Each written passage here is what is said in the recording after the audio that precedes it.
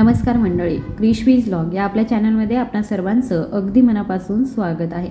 मी तुम्हाला एका अतिशय सोप्या, स्वस्त आणि पूर्णपणे घरी उगवलेल्या बियाण्याबद्दल सांगणार आहे, जे आपल्या दैनंदिन आरोग्यासाठी अनेक प्रकारे अत्यंत फायदेशीर ठरू शकतं। मी फक्त एका लहान बियाण्याबद्दल बोलत नाहीये, मी तुम्हाला स्पष्ट करत आहे की जर तुम्ही हे बियाणे दररोज दही किंवा कोणत्याही हलक्या नाश्त्यासोबत खाल्लं तर ते हाडांच्या कमकुवतपणा, हाडांची कॅल्शियमची कमतरता, सतत गुडघेदुखी, सांध्यांवरती सूज, संधिवात, रक्तातील साखर यासारख्या दीर्घकालीन आजारांवरती कोणत्याही हानी किंवा दुष्परिणामांशिवाय एक अतिशय प्रभावी आणि पूर्णपणे नैसर्गिक उपचार म्हणून काम करू शकते।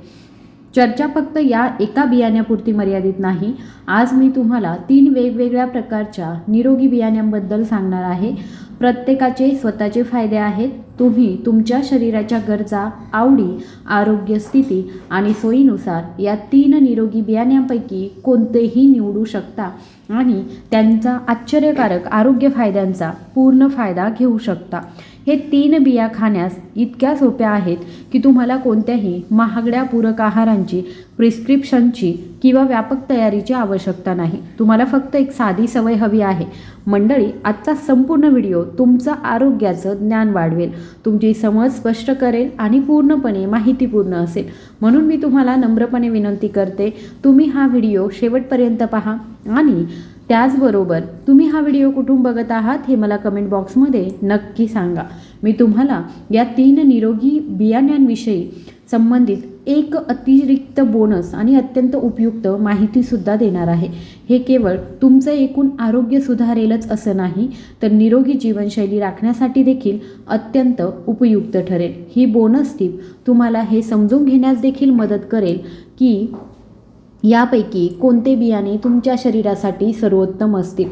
तर जास्त वेळ न घालता आरोग्यविषयक माहितीने भरलेला हा व्हिडिओ आपण सुरू करत आहोत।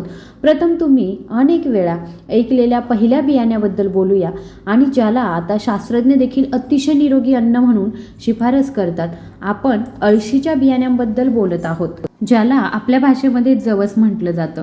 जर तुमच्या कुटुंबामध्ये कुणाला मधुमेह असेल किंवा तुम्ही स्वतः मधुमेहाने ग्रस्त असाल किंवा तुम्हाला वारंवार सांधेदुखी, गुडघेदुखी, हालचाल समस्या किंवा संधिवात येत असेल तर अळशीच्या बिया एक नैसर्गिक निरुपद्रवी आणि अत्यंत प्रभावी घरगुती उपाय म्हणून काम करतात आणि बरेच डॉक्टर आता ते तुमच्या आहारामध्ये समाविष्ट करण्याची शिफारस देखील करतात। जवसाच्या बियांमध्ये एक विशेष प्रकारचं नैसर्गिक फायबर असतं, जो शरीरातील रक्तातील साखरेची पातळी संतुलित करण्यास किंवा नियंत्रित करण्यास मदत करतो। याचा अर्थ असा की या बिया तुमच्या रक्तातील साखर अचानक वाढण्यापासून किंवा खूप कमी होण्यापासून रोखतात। हे मधुमेही रुग्णांना उच्च रक्तातील साखरेच्या चढउतारांच्या गंभीर गुंतागुंतीपासून लक्षणीयरित्या संरक्षण देतं। ज्यांच्या साखरेची पातळी वेगाने चढउतार होते ते कधीकधी धोकादायक बनू शकतात आणि अशा परिस्थितीमध्ये हे लहान जवसाच्या बिया तुमच्या शरीराचं रक्षण करण्यासाठी संरक्षक कवच म्हणून काम करतात।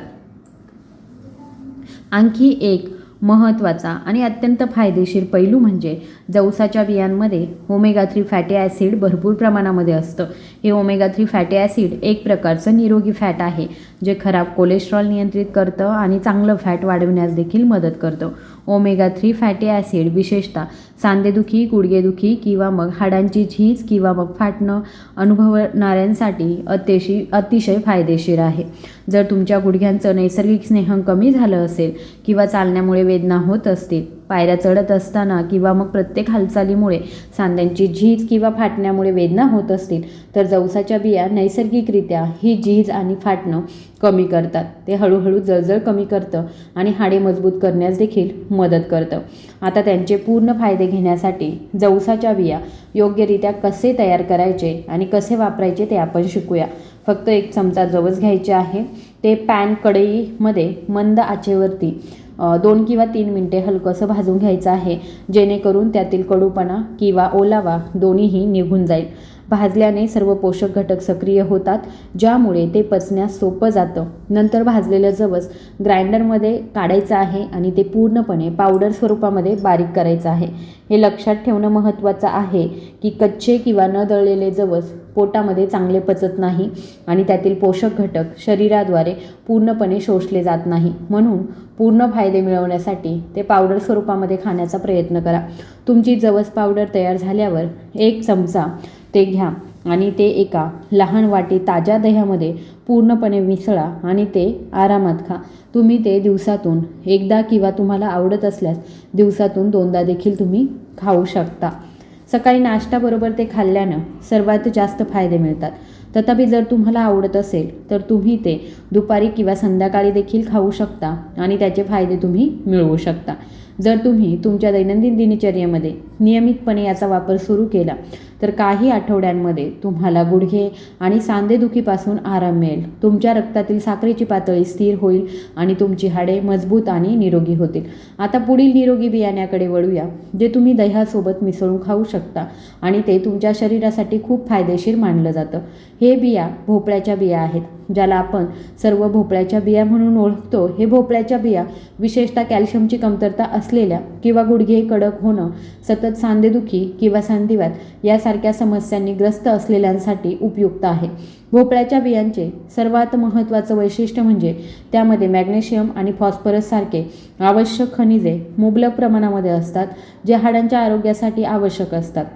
मॅग्नेशियम तुमच्या हाडांच्या बळकटीकरणासाठी आणि आरोग्यास थेट हातभार लावतं, तर फॉस्फरस तुमच्या शरीरामध्ये कॅल्शियमचं योग्य शोषण करण्यास मदत करतं. हे तुमची हाडे मजबूत करतं, अधिक लवचिक आणि अधिक टिकाऊ बनवतं.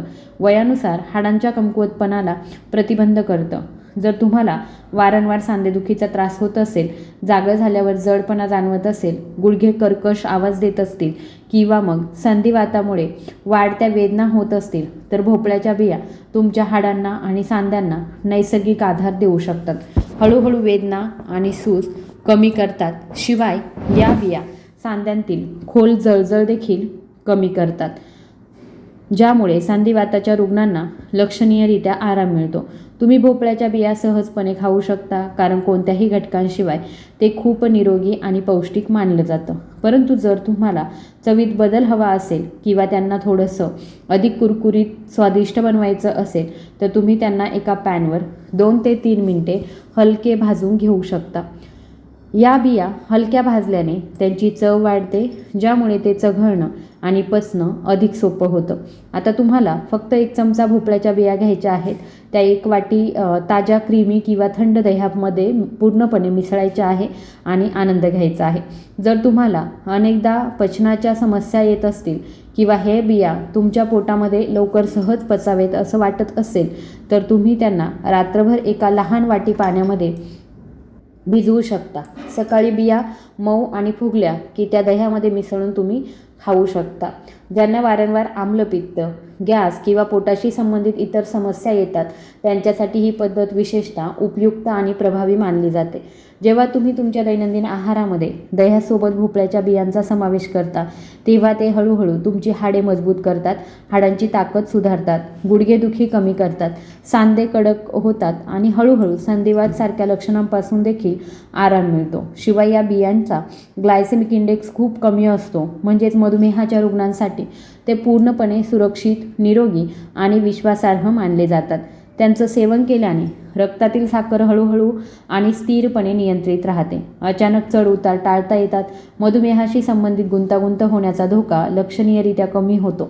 आता आणखी एका अतिशय शक्तिशाली, उपयुक्त आणि निरोगी बियाण्याकडे वळूया, ज्याला तुम्ही सर्वजण सूर्यफुलाच्या बिया किंवा आपण त्याला सूर्यफुलाच्या बियाच म्हणतो. हे बियाणं एक नैसर्गिक सुपरफूड म्हणून मानलं जातं, जे नैसर्गिकरित्या शरीराचं एकूण आरोग्य आणि ऊर्जा पातळी वाढवण्यासाठी अत्यंत प्रभावी आहे. विशेषतः मधुमेहाने ग्रस्त असलेल्यांसाठी किंवा ज्यांना कडकपणा, सूज, कुरकुरीतपणा किंवा मग दररोज तीव्र सांधेदुखीचा त्रास होतो, त्यांच्यासाठी सूर्यफुलाच्या बिया एक वरदान आहे, एक नैसर्गिक देणगी जी आहे ते मानले जातात.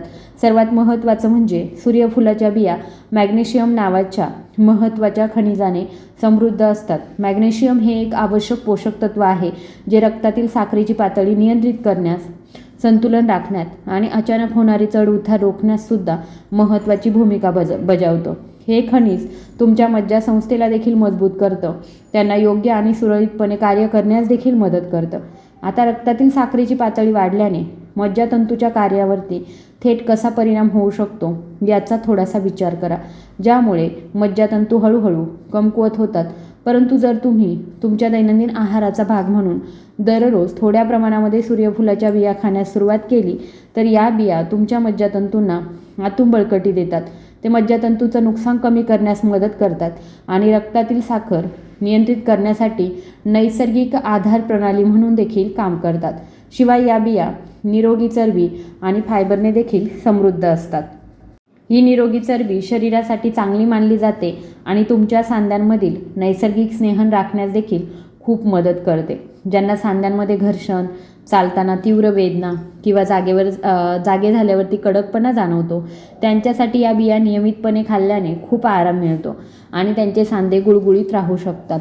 आता सूर्यफुलाच्या बियांचं योग्य सेवन कसं करायचं ते जाणून घेऊया, जेणेकरून त्यांचे पूर्ण फायदे मिळतील. तुम्ही ते कच्चे किंवा न भाजता खाऊ शकता, कारण ते पोषक तत्वांनी समृद्ध आहेतच. जर तुम्हाला आवडत असेल तर तुम्ही ते हलके भाजून घेऊ शकता, ज्यामुळे त्यांची चव आणि कुरकुरीतपणा वाढतो. फक्त 1 चमचा सूर्यफुलाच्या बिया घ्यायच्या आहे, भाजलेल्या किंवा मग कच्च्या, आणि त्यांना 1 वाटी ताज्या दह्यामध्ये चांगलं मिसळायचं आणि ते आरामात खायचं.